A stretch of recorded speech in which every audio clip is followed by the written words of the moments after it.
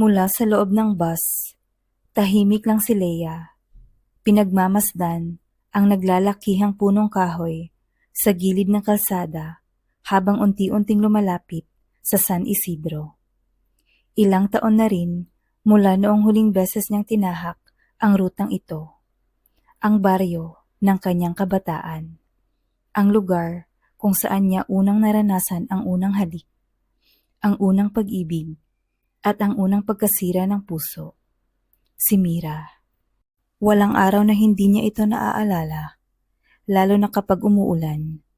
Dahil sa ilalim ng ulan din siya, unang hinalikan ng babaeng pinili niyang talikuran. Hindi dahil hindi niya ito mahal, kundi dahil minahal niya ito ng sobra.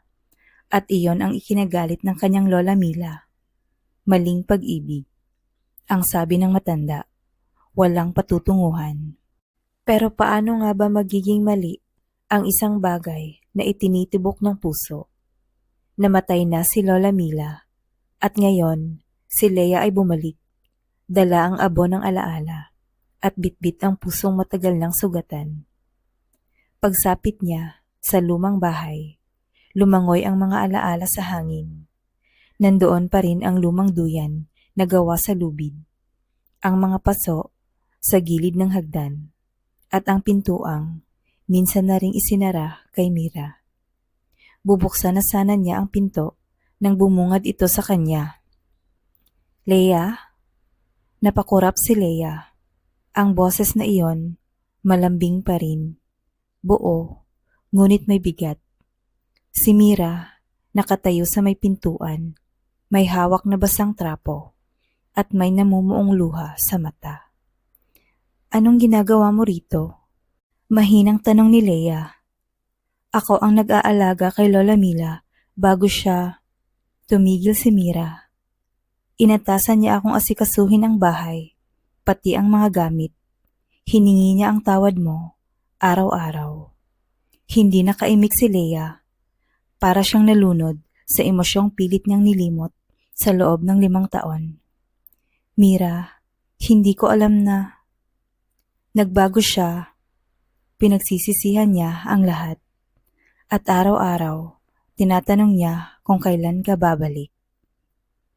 Sa loob ng bahay, pareho silang tahimik habang inaayos ang mga lumang kahon.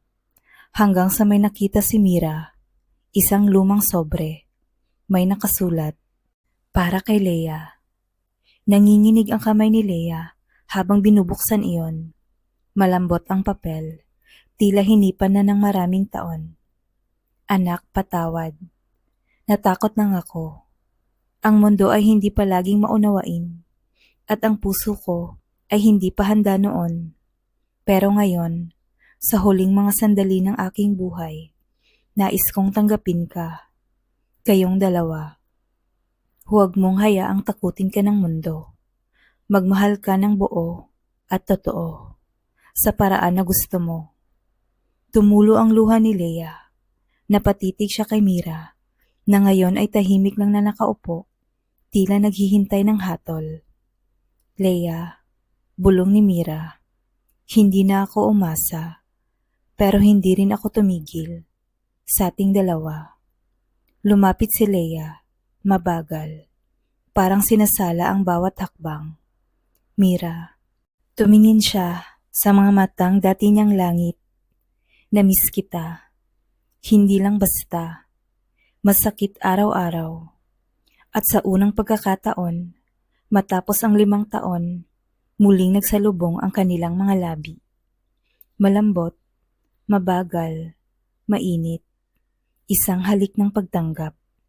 Isang halik ng muling pagbangon. Sa mga sumunod na araw, muling nanumbalik ang mga alaala. Nagtimpla si Mira ng paboritong kape ni Leia. 3-in-1 na may dagdag na gatas. Nagluto sila ng sinigang na baboy, kahit pareho silang vegetarian na ngayon.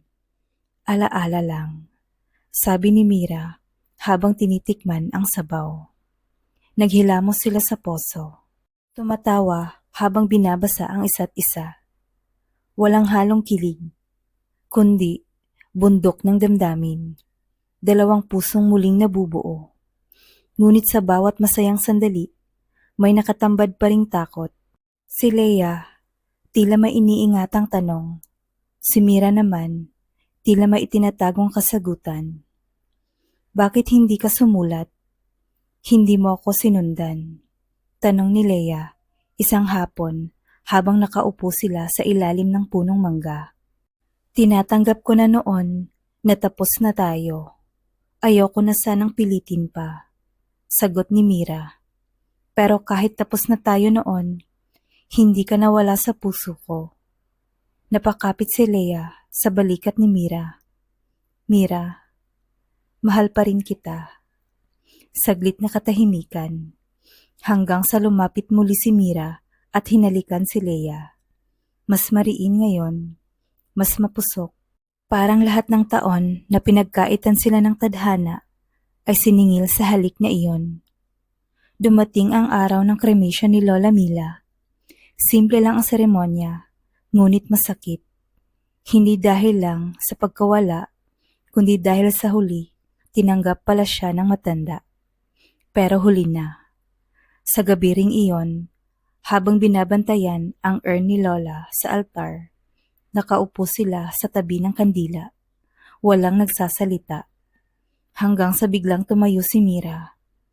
Leia, sabi niya, kung handa kang magsimula ulit, kung handa kang lumaban ngayon para sa ating dalawa, mananatili ako. Hindi na kita pakakawalan. Tumayo si Leia. Mabilis, lumapit, at mariing niyakap si Mira. Simulan natin ulit. Hindi na ako aalis. Hindi na kita iiwan. Patawad kung natakot ako noon. Ngayon, handa na ako. Muling nagtagpo ang kanilang mga labi. Mas mahaba, mas puno ng pag-ibig. Wala ng takot, wala ng alinlangan. Makalipas ang ilang linggo, naibenta ang bahay at ibinahagi ang kita sa mga kamag-anak. Si Leia at Mira nagtayo ng maliit na cafe sa bayan. Tinawag nilang Alaala. Doon, araw-araw, nagsisilbi sila ng kapet kwento. May ilang matang mapanghusga, pero mas marami ang mata ng pag-unawa. Isang hapon, habang umuulan, naupo si Leia sa labas ng cafe, hawak ang basang menu. Lumabas si Mira, may dalang payong, saka umupo sa tabi niya. Naalala mo? Tanong ni Leia, yung huli nating halik, 5 taon na ang nakalipas. Hindi ko makakalimutan, sagot ni Mira. At sa ilalim ng payong, sa gitna ng ulan, muling hinalikan ni Mira si Leia. Isang halik na puno ng kasaysayan, ng paghilom, at ng bagong buhay. Thank you for watching. Please don't forget to like and subscribe. Bye.